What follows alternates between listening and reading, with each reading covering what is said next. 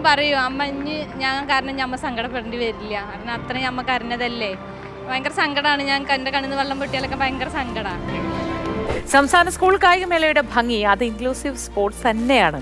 ഓരോ കുട്ടികളിലും ഒരുപാട് ജീവിതങ്ങൾ നമുക്ക് കാണാം. കുട്ടികൾക്ക് കരുതലാകുന്ന അധ്യാപകരെ കാണാം. എല്ലാത്തിനും അപ്പുറം തുണയായി രക്ഷിതാക്കൾ.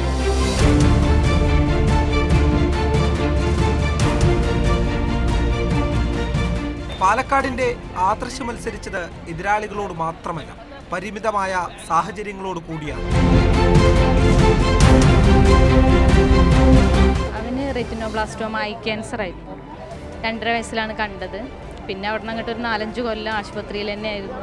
പിന്നെ 16 കീമോളം ചെയ്തിട്ടുണ്ടായിരുന്നു. എന്നിട്ടും രക്ഷയില്ല എന്ന് കണ്ടപ്പോൾ ബ്രെയിനിന് ബാധിക്കുന്ന ഒരവസ്ഥ വന്നപ്പോൾ ഐ റിമൂവ് ചെയ്യാനാണ് അവർ ആവശ്യപ്പെട്ടത്.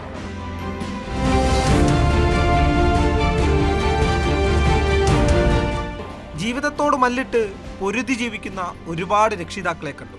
കരുതലായും കൂട്ടായും നിൽക്കുന്ന ടീച്ചർമാരെയും. നമുക്ക് ഇങ്ങനെ ഈ കുട്ടികൾക്ക് ഇങ്ങനെ അവസരങ്ങൾ ഉണ്ടാവാറില്ല. ഇപ്പോൾ സർക്കാർ ഇങ്ങനെ ഒരു അവസരം തന്നതിൽ ഞങ്ങൾക്ക് വളരെയധികം സന്തോഷമുണ്ട്. ഇവരെ പോറ്റി കൊണ്ടുവരുന്ന അമ്മമാർക്കും അവരെ നോക്കി വളർത്തുന്ന അച്ഛനും അമ്മമാർക്കുമാണ് ഏറ്റവും കൂടുതൽ താങ്ക്സ് പറയേണ്ടത്. അവൻ്റെ കൂടെ എല്ലാ ഇതിന് സ്പോർട്സിൻ്റെ എല്ലാ പരിപാടിക്കും ഞാൻ കൂടെ എപ്പോഴും യാത്ര ചെയ്യുകയും ഇന്ന് തന്നെ വെളുപ്പിനെ വന്നതാണ് ഇവിടെ തിരുവനന്തപുരത്ത് ഇവൻ്റെ കാണാൻ വേണ്ടിയിട്ട്. പങ്കെടുക്കുക എന്നുള്ളതാണ് ഫസ്റ്റ്. അതാണ് ഫസ്റ്റ്. സമ്മാനം എന്നുള്ളത് സെക്കൻഡറി ആണ്. അത് പങ്കെടുക്കാൻ കഴിഞ്ഞതില്ല. അവിശ്വസനീയമായ പ്രകടനങ്ങളാണ് ഓരോ വിദ്യാർത്ഥിയും നടത്തുന്നത്. അവർക്ക് പിന്നിൽ പരകോടി പ്രാർത്ഥനകളുണ്ട്. ചന്ദ്രശേഖർ നായർ സ്റ്റേഡിയത്തിലെ ട്രാക്കുകളിൽ ഇറങ്ങിയ കുഞ്ഞുങ്ങൾ ആരും ജീവിതത്തിലും പരാജയപ്പെടില്ല.